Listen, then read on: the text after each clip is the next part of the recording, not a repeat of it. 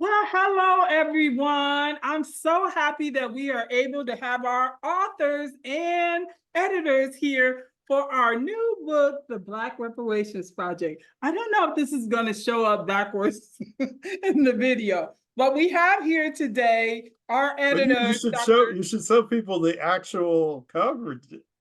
You can, oh yeah, I'll do that too. Okay, let me Yeah, show them read the y'all actual names first. cover That would under show the them. jacket. That's Yeah. a good idea. So we have William A. Darity Jr., A. Kirsten Mullen, and Lucas Hubbard, who I've come to know very well over the years. It seems like I've known y'all forever now. But I initially showed the jacket, but this is the beautiful cover of the book. So we encourage you to get a copy of this wonderful book that we're going to talk about here today. And also, I just want y'all to know I'm a faithful reader. I got the original from Here to Equality. I had the Band-Aid that I was tearing the jacket because I read it so much. And then I got the second edition. So I am on point. So what do we wanted to do today? Asala has agreed to add this to their YouTube channel. Just a little bit of background about Asala. I don't know if this will record this. I was just going to go to, I opened up all these windows. So Asala is the Association for the Study of African American Life and History, and its founder is Dr. Carter G. Woodson. And so Dr. Carter G. Woodson is also the creator or the progenitor of what was initially called Negro History Week. And he established it in celebration of the fact that both Frederick Douglass and Abraham Lincoln had birthdays in February. And so I became last year their selected Freedom Scholar. And I also happen to be born in February too on Valentine's Day. So, this is surreal. So Convergence. yeah, so there's a rhyme to the reason. And so what I wanted to do today was talk to you all as the editors of this book, give us a little history about its creation, how you went about getting the authors together, and also to promote our upcoming, I can't say Twitter anymore, X Spaces for Black History Month. And so I'm going to again share those beautiful flyers where you see all our beautiful authors. So on next Thursday, February 1st at 6 p.m., we are going to do a Twitter Spaces with all of the authors from the Black Reparations Project. And then we're going to do a follow-up Twitter space on February the 26th. And so we will have an opportunity to talk about this marvelous book and also engage with those persons who are interested in this whole concept of Black reparations and under the umbrella of Black History Month.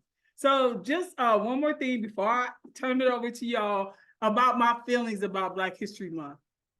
So I came out of higher education administration. That's where I cut my teeth. Right after I graduated from undergraduate school, I ended up having a job at a laboratory and I was so bored. So as an undergrad, I was on work study and I worked for the Equal Employment Affirmative Action Officer, Mr. Richard Neal, big ups to him, mentor and supporter of all the Black people was going to the University of Akron. He always, looked out for us. So I went and approached him. I said, Mr. Neal, I hate this job. I want to do something different. And he invited me to take on what was called a part-time staff position at the university. We had gotten a new president, William Hughes, and he was very committed to minority affairs work. So he created a cabinet level or, vice president level position that reported directly to him, and it was the vice president of minority affairs. And under the auspices of this position was this part-time job that I took. I said, okay, I'll do that till I find something else.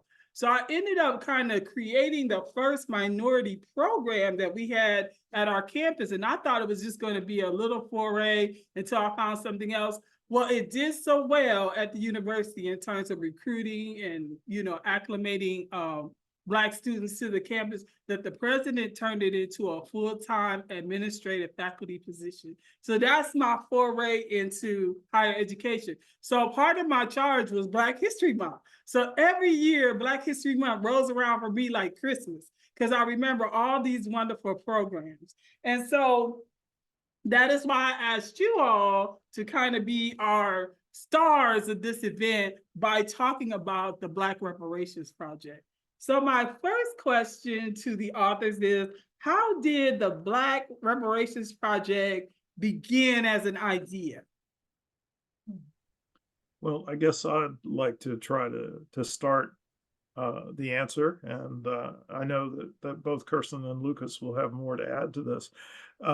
But interestingly enough, I think that the inspiration for this project was really the sense that Kirsten and I had that the final chapter of our book, From Here to Equality, which incidentally, and we're very grateful to Asala for this, was the recipient of the first book award, first annual book award that Asala provided. So we're very proud of that. But the final chapter of From Here to Equality is devoted to the outlining of a plan for reparations for Black Americans whose ancestors were enslaved in the United States. Mm-hmm. And after completing the book, we were very much convinced that everything that we said in that final chapter was not the last word on the subject.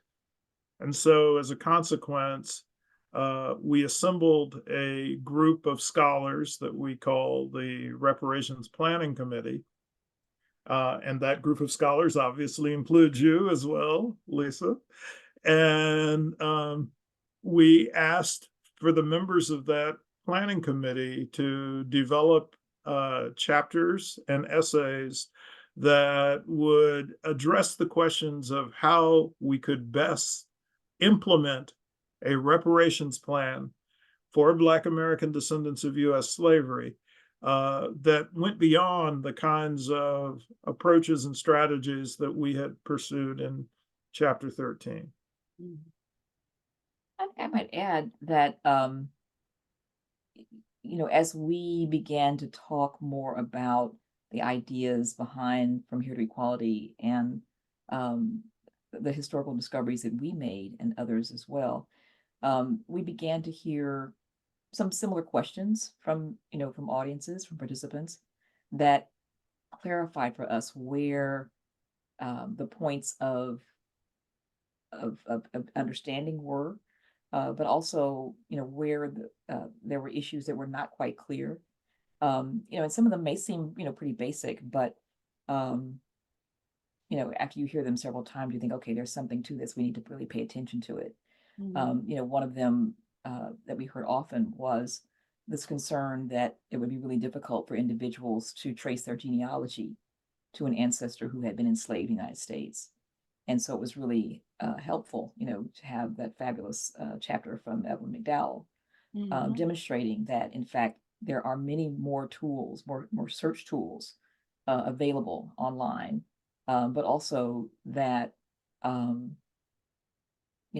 also to underscore the point that we made in From Here to Equality, that we believe that the federal government should establish an agency that is staffed with professional genealogists who would conduct research on behalf of individuals who wanted to make a claim at no charge to them.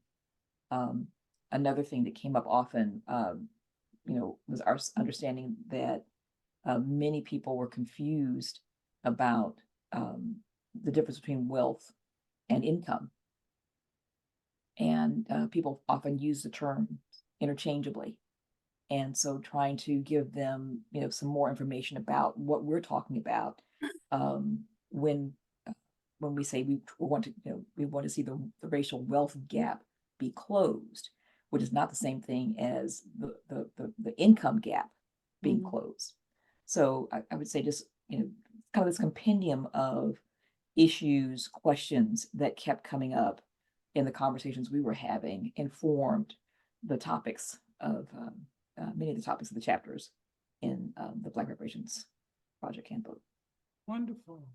Lucas, what was it like for you editing this book and being a part of this project?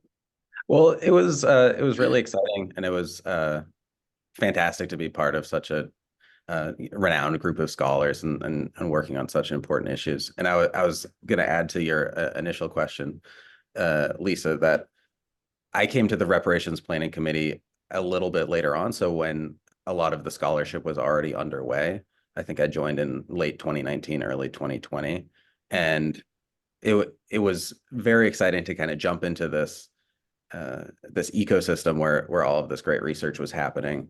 And I think one of our questions was, okay, we have this great research. How do we turn it into something that will be accessible to a wider audience? It will reach policymakers and activists and scholars and lawmakers and all of these different folks. And so I was fortunate enough to be able to jump in to the process, and I think the ball was already rolling with the University of California Press at that point. But I was able to, I hopefully contribute in some meaningful way there in terms of making the arguments kind of, what am I trying to say? Helping put the arguments together into a volume that is thorough and comprehensive, and really, you know, no matter how familiar you are with the scholarship, or where what your journey has been to come to this book, there's something in the book for you. So it was really meaningful for me as a writer and an editor to be able to contribute to this process that way. And I want to say shout out to you, Lucas, because I feel like I've known you forever. You were so helpful to me with my chapters, and being a new faculty member at my institution kind of left me a little insecure with such awesome scholars, but you never made me feel without confidence going forward. And you said, hey, can you explain this a little bit more? So I want to say thank you, especially to you, how you work with me, and was always very responsive. But I also forgot to give a shout out to my institution, the University of the Incarnate Word in San Antonio, Texas. Not only have they been extremely supportive of my work, they actually created space on our Black History Month website promoting this event. And this is part of our Black History Month events. And I want to say thank you to them and the Dreeben School of Education, where I am housed. And so the next question I want I want to say something too about Lucas's work too. One of the things that I especially appreciate is, you know, Lucas was helping to make sure, you know, when you have a group of scholars who are writing about different aspects of a particular topic, you want to be sure that there's a connection, you know, between and across, you know, there's a conversation happening across all the essays, but you don't want a lot of replication.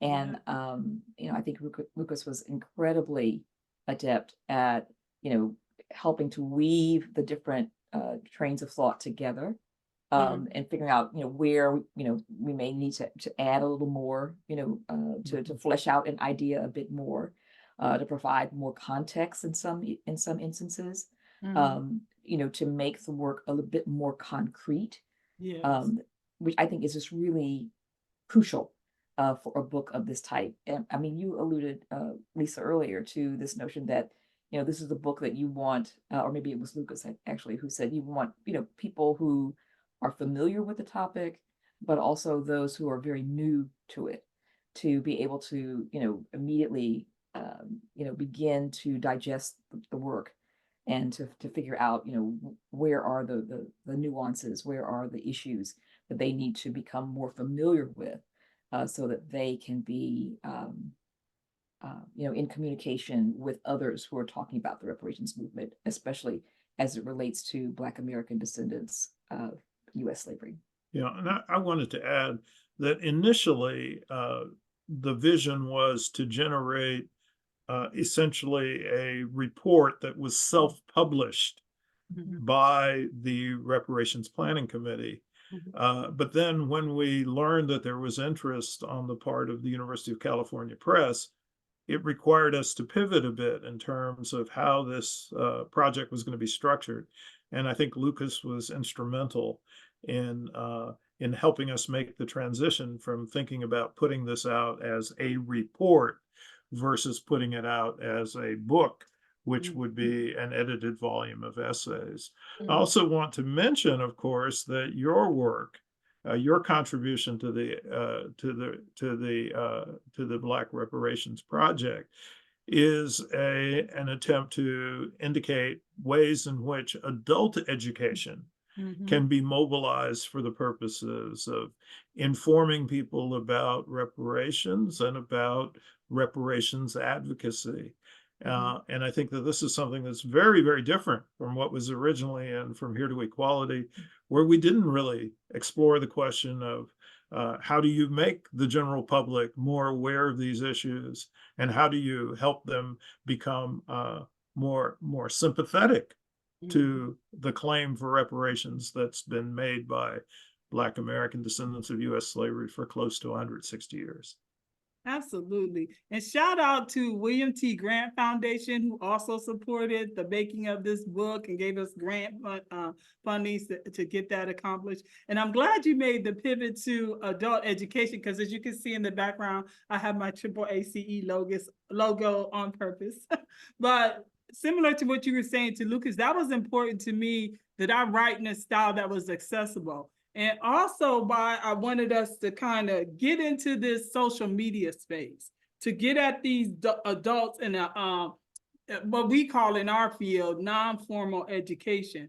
What are your thoughts about our ability to reach out to adults using these mediums? And do you see this as a means by which we can accomplish some of the things you talked about, Dr. Darity and Lucas, in terms of getting at those adult populations with, the information that's digestible and not too, theoretical and along those lines? I think this is a huge piece, for the project to take on. There are so many platforms now that that one can be on, but in a lot of instances they're just so episodic. People get just a little taste, a little flavor of an idea. But if we're able to be present on multiple platforms and direct people back to the handbook itself, or to direct them to other books that, or articles, reports that members of the group have written on the topic, I think that's really important. But, this is one of the beauties of having a group of people who are allied, working together. And here I'm talking about, the individuals who were part of the research group initially, and those who prepared essays for this volume. But to use the networks that you have, to get the word out, to let this be the base for a book group, a book club, for example, or a study group. We've had a number of folks who have used From Here to Equality as the basis of a research group. And this is a perfect book for that, to take one chapter at a time. Perhaps you assign it to different individuals in your group, and work through it. But yes, this is, I think, social media is the way of the world. And it's really critical that we seize the opportunity to be present in those spaces. Agreed. Does anyone else want to add to that? I'll just say that I think sometimes books can seem, a book is published and then it exists in a physical space, and it can seem almost static, for lack of a better word. And I think something that we really strove for with this book is creating something that is dynamic, and that it won't just exist in book form, it exists in conversations. The goal is for everyone to read this book and then, as Kirsten was saying, jump into the conversation and be interacting and be sharing their thoughts and be discussing it with people.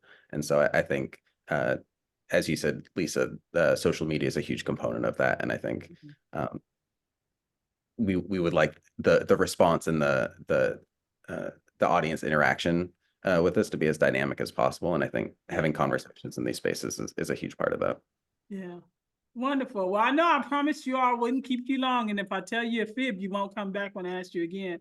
But I want to mention that we are going to have several of these little spots with some of the authors, so we'll be featuring them in their chapters throughout Black History Month. So if you could, for me, in a last word, share with the audience your thoughts about Black History Month, and if you want to draw connections to the book, you can do that as well.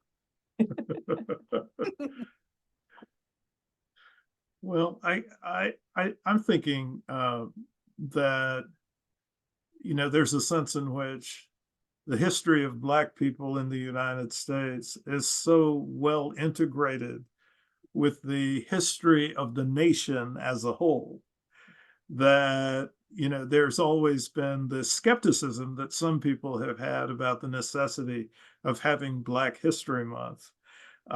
Because they would say, well, Negro history is part of all American history. Mhm. And it should be something that's celebrated and treated in every month of the year. And I think while that's true, there is a value to having a month where there's more concentrated attention Mhm. to these types of issues, especially in an environment where there is so much activity going on to deny truth telling about Mhm. American history. Mhm. Mhm. And so, in that context, I think that the book, The Black Reparations Project, is potentially very, very useful as a tool for conversation during the course of Black History Month. The only other thing I want to emphasize, though, is that one of the key features of this book is a discussion of detours away from true reparations. And I think that this is a provocation in the book, but it's a provocation that we thought had to be made.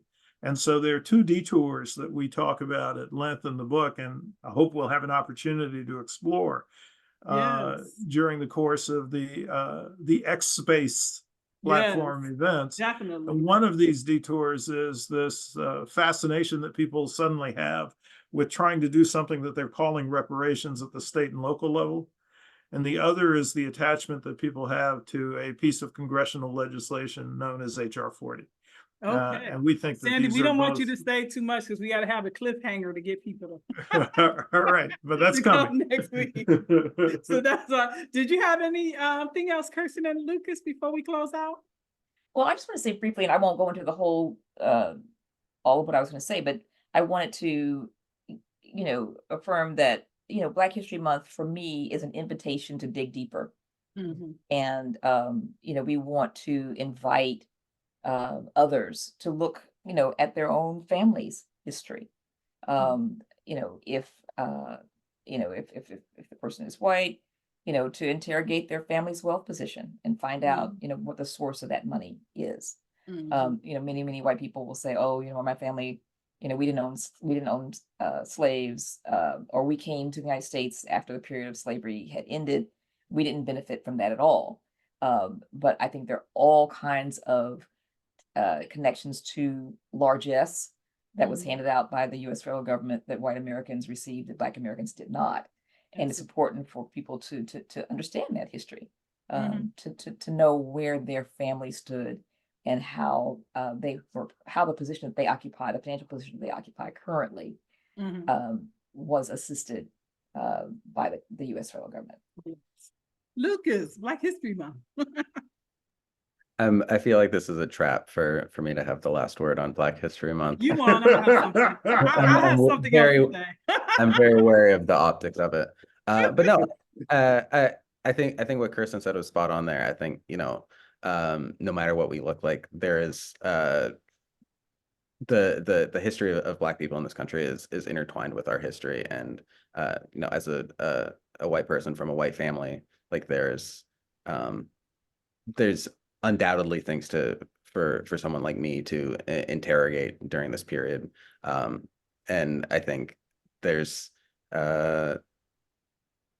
there much like the book that we wrote has something for everyone. I think Black History Month has something for everyone if they so choose to be deliberate about it. And I think you know, what our book is doing, and I think what Black History Month does as well, is it encourages that deliberate education that everyone should be seeking out. So I hope that the Black Reparations Project can be a part of people's education in that manner. Absolutely. And, you know, I just reflect on my last chapter and something, and I think I'm pretty sure I borrowed it from Dr. Woodson, Dr. Carter G. Woodson, where he said that Black history was co-equal history with American history. You know, and I like that idea, because there were some distinctions that were made because of a society that was based on, you know, separation, legal separation by race. And that even in the midst of all of that, we were able to make substantive and amazing contributions that have benefited us as a larger country, even to this very day. So I just want to thank you all for your time. I look forward to seeing you all next week. And that's all I got. Thank you for my inaugural launch of the YouTube channel for Asala. See you all next week. All right. Bye-bye. Thank See you you. soon. All right, bye. Bye-bye.